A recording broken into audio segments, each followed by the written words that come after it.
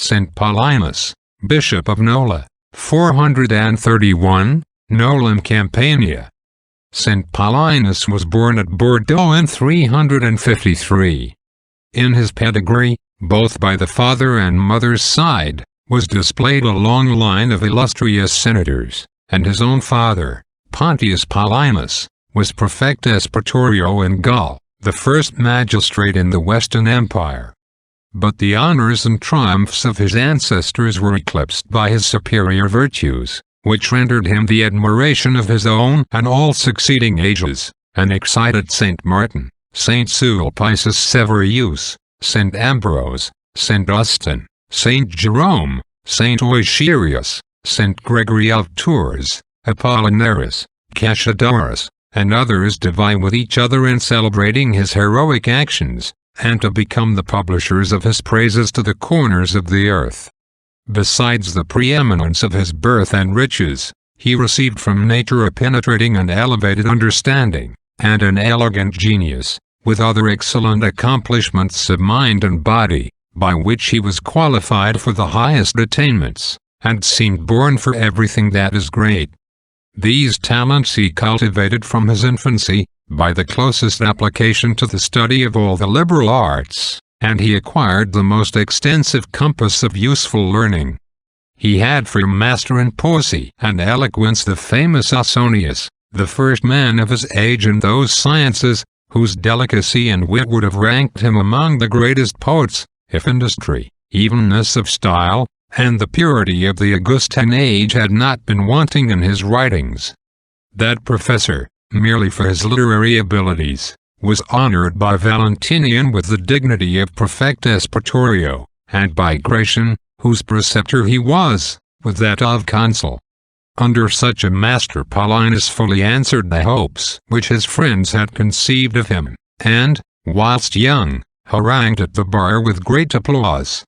Everyone, says Saint Jerome, admired the purity and eloquence of his diction, the delicacy and loftiness of his thoughts, the strength and sweetness of his style, and the liveliness of his imagination.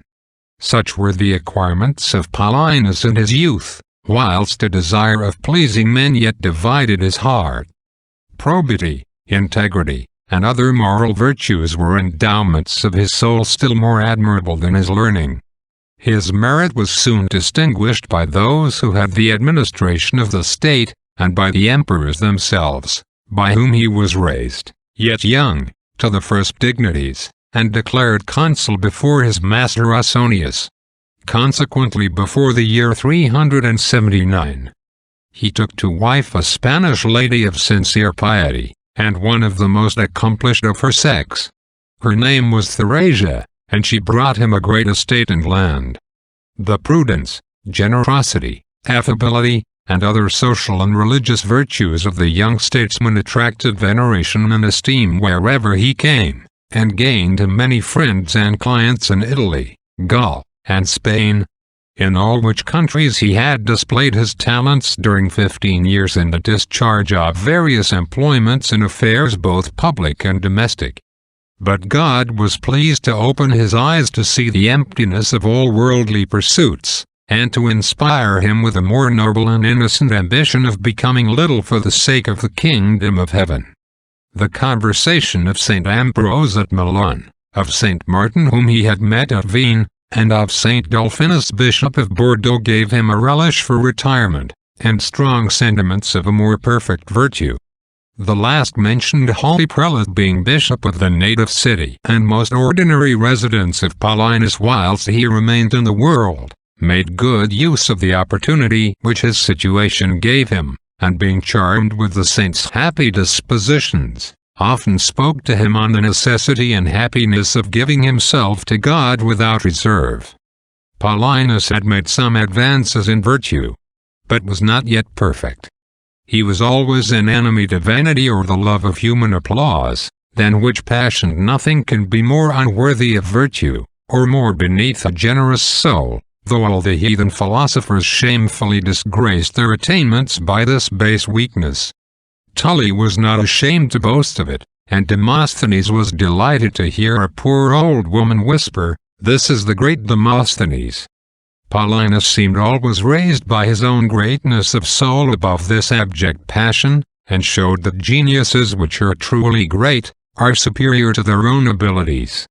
But still he found how difficult a task it is for a man to preserve a perfect disengagement and purity of heart in the midst of worldly honors and blandishments, and to stand his ground against the incitements of the softer passions. Whilst everything goads him on, and his senses and his own heart betray him, to shield his soul from the penetrating caresses of pleasure must be little short of a continued miracle. Moreover, by serious meditation on the vanities of the world, Paulinus had possessed his mind with a sincere conviction that its pleasures are empty, treacherous, and fraught with deadly poison. Certain shocks which he felt in his fortune through revolutions that happened in the empire, contributed to give him a more feeling sense of the instability of earthly things, and that bitterness which is inseparable from worldly affairs in high life, helped to increase this disgust and contempt of the world, and to discover to him the falsehood of its gilded bubbles which dazzle the eye of men at a distance.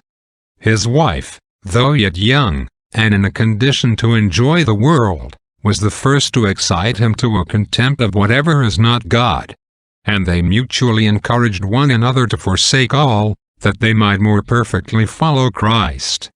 In this resolution they retired first into Spain, and passed 4 years in a little country solitude, from 390 to 394, in exercises of penance and devotion.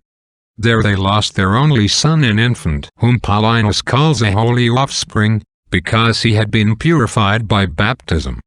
They buried him at Alcala near the bodies of the martyrs Justus and Pastor.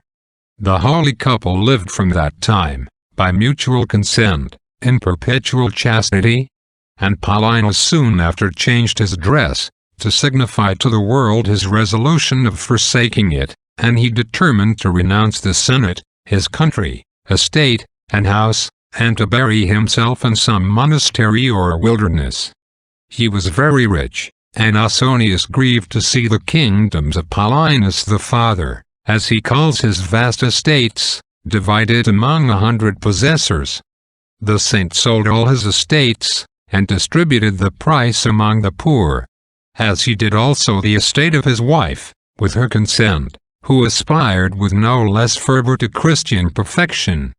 This action was much extolled by all true servants of God, but severely condemned by the slaves of the world, who called his piety folly, hating God and the works of his servant, because contrary to theirs.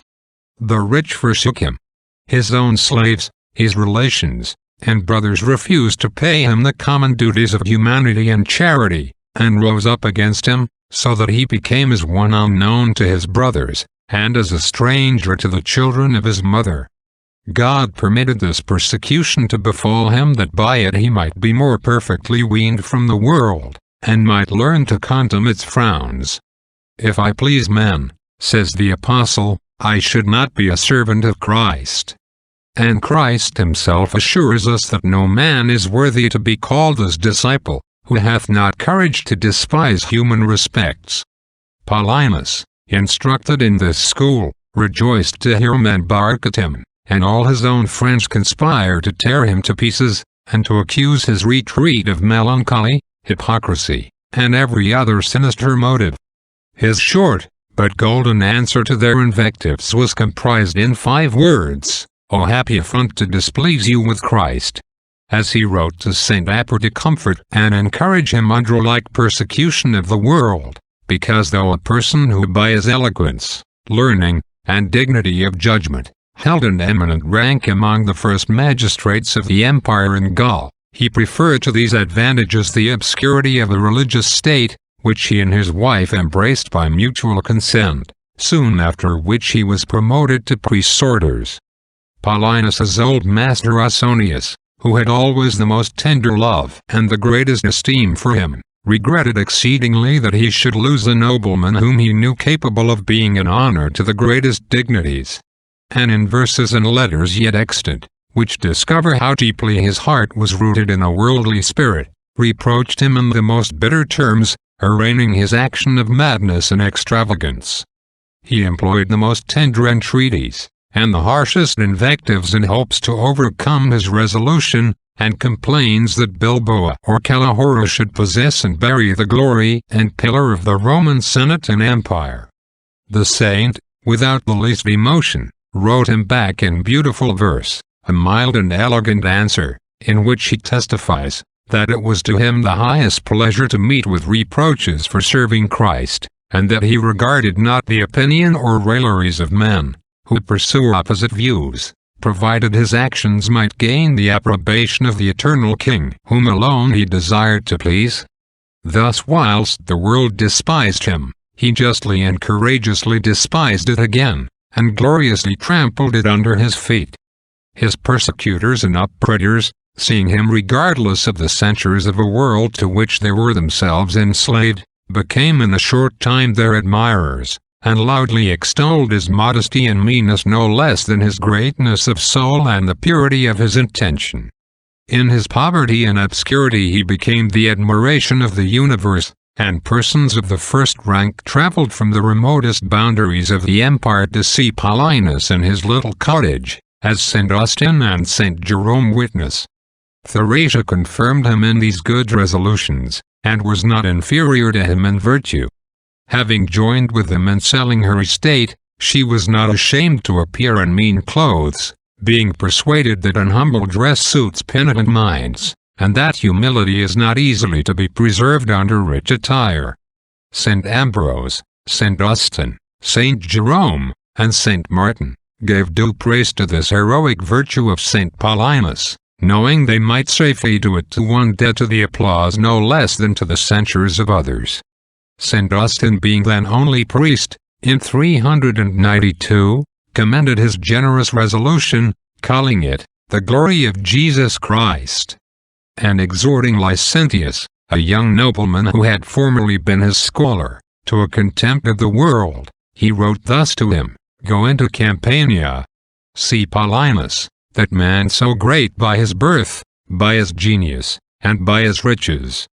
See with what generosity this servant of Christ has stripped himself of all to possess only God. See how he has renounced the pride of the world to embrace the humility of the cross. See how he now employs in the praises of God those riches of science, which unless they are consecrated to him who gave them, are lost." Our saint could not bear applause. Greater by his humility than by all his other virtues, he sincerely desired to be forgotten by men, and begged his friends to refrain from their compliments, and not add to the load of his sins by praises which were not his due.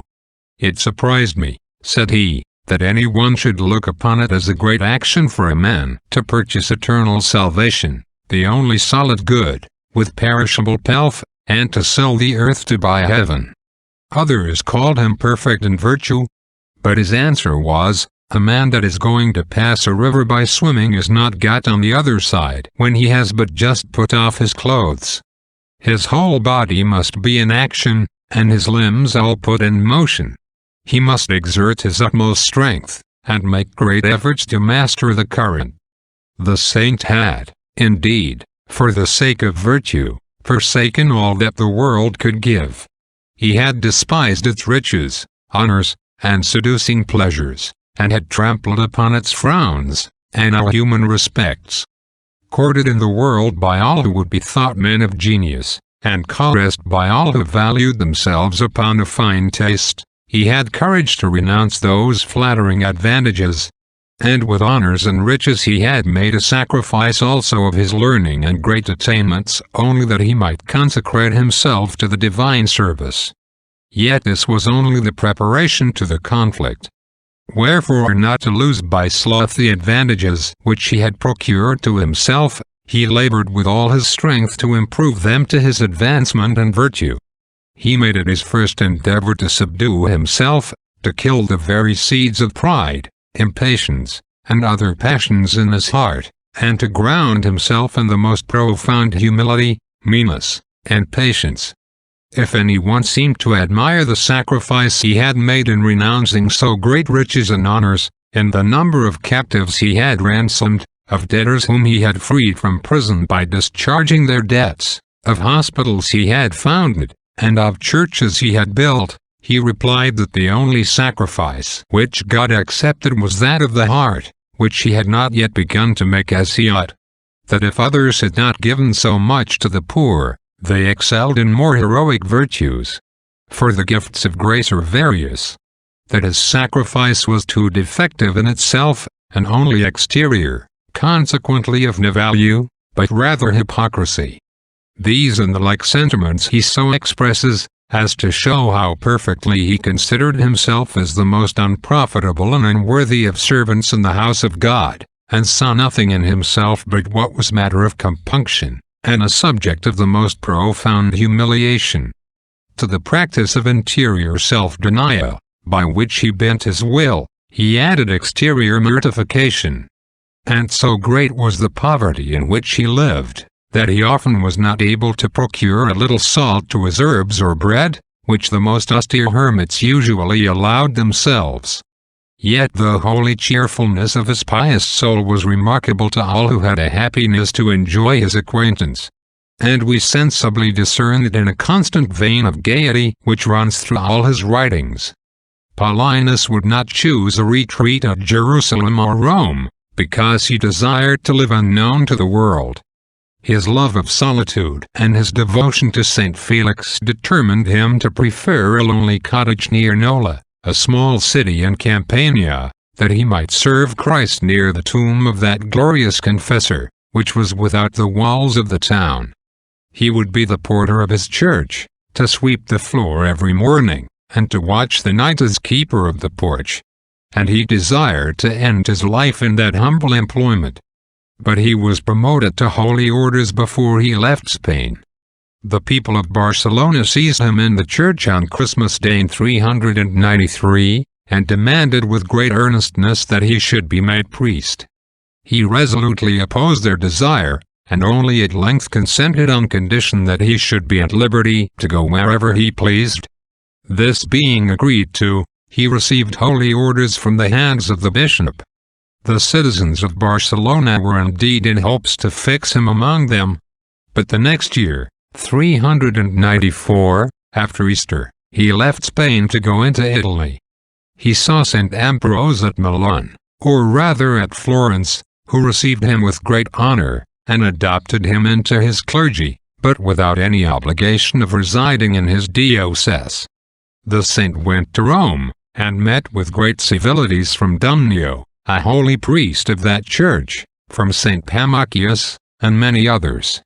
But Pope Cyrus did not appear equally gracious, and the saint made no stay in that capital, being in haste to arrive at Nola, the place of his retirement. There stood a church over the tomb of Felix, half a mile from the walls of the city, and to it was contiguous a long building of 2 stories, with a gallery divided into cells, in which Paulinus lodged the clergymen who came to see him. On the other side was a lodging for secular persons, who sometimes visited him. And he had a little garden. Several pious persons lived with him, whom he calls a company of monks, and he practiced with them all the rules and austerities of a monastic state.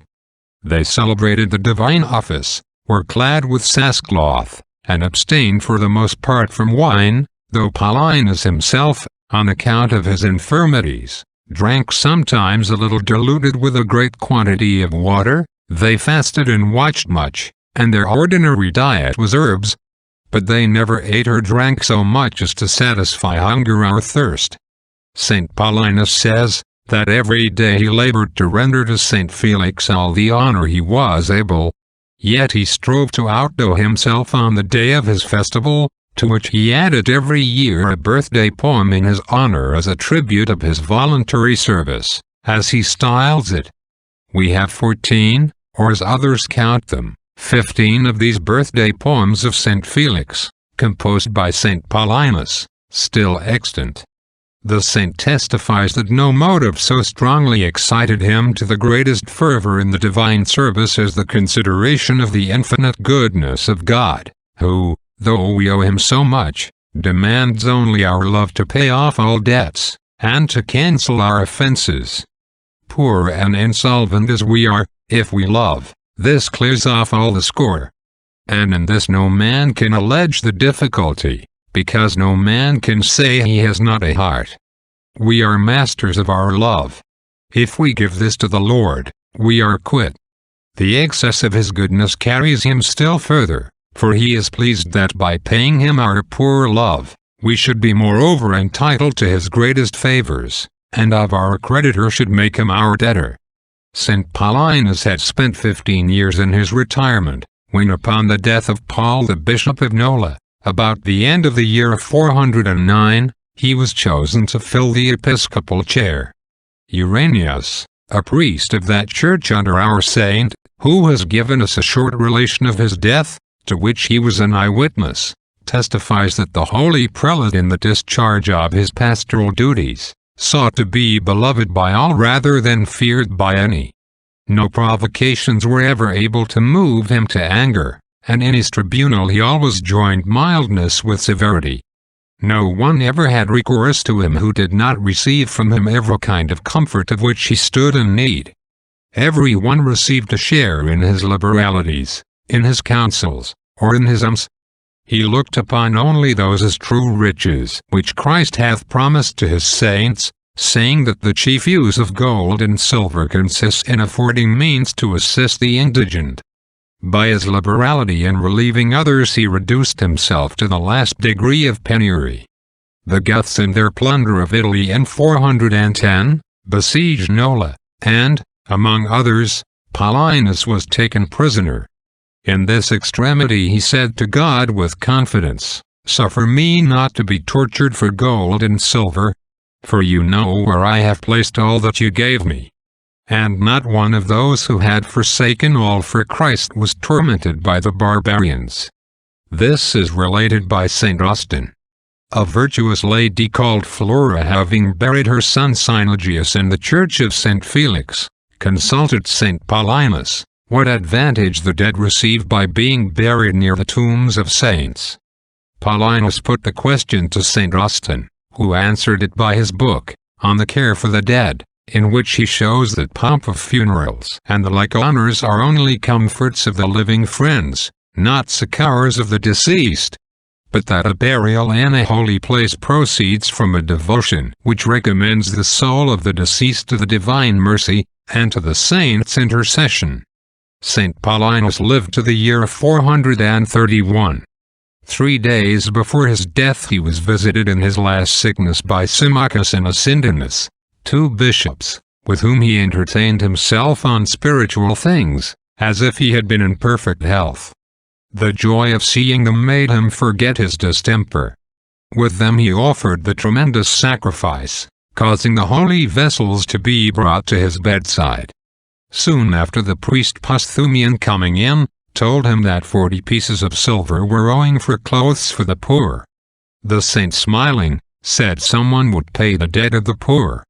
A little after arrived a priest of Lucania, who brought him 50 pieces of silver, sent him for a present from a certain bishop and a layman. St. Paulinus gave thanks to God, gave 2 pieces to the bearer, and paid the merchants for the clothes. He slept a little at night, but awaked his clergy to matins according to his custom, and made them an exhortation to unanimity and fervor. After this he lay silent till the hour of vespers, when, stretching out his hands, he said in a low voice, "I have prepared a lamp for my Christ." The lamps in the church were then lighting. Between 10 and 11 at night, all who were in his chamber felt a sudden trembling as by some shock of an earthquake, and that moment he gave up his soul to God. He was buried in the church he had built in honor of St. Felix. His body was afterwards removed to Rome, and lies in the church of St. Bartholomew beyond the Tiber. Amen. The world, by persecuting St. Paulinus, served only to enhance the glory of his victory, and to prepare him a double crown. This enemy is much less dangerous if it condemn than if it applaud us. To fear its impotent darts is to start at shadows. Itself will in the end admire those who for the sake of virtue have dared to despise its frowns. To serve men for God as far as it lies in our power is a noble part of charity. but to enslave our conscience to the mad caprice of the world is a baseness, a pusillanimity, and a wickedness, for which we cannot find a name. In other things we serve you, said the Hebrews to King Pharaoh, when his slaves in Egypt. But we must be free to go into the wilderness to sacrifice to the God of Israel. In the indispensable duties of religion, in the service of God, in the affair of eternity, we are essentially free. The dignity of our nature, and our allegiance to God, forbid us in this ever to become slaves. Here we must always exert an heroic courage, and boldly profess, by our conduct, with all the saints, that we know no other glory but what is placed in the service of God, and that we look upon ignominies suffered for the sake of virtue as our greatest gain and honor. We are his disciples, who hath told us, if the world hateth you, know that it hated me first. Amen. Benedicat vos omnipotens Deus, Pater, et Filius, et Spiritus Sanctus. Amen.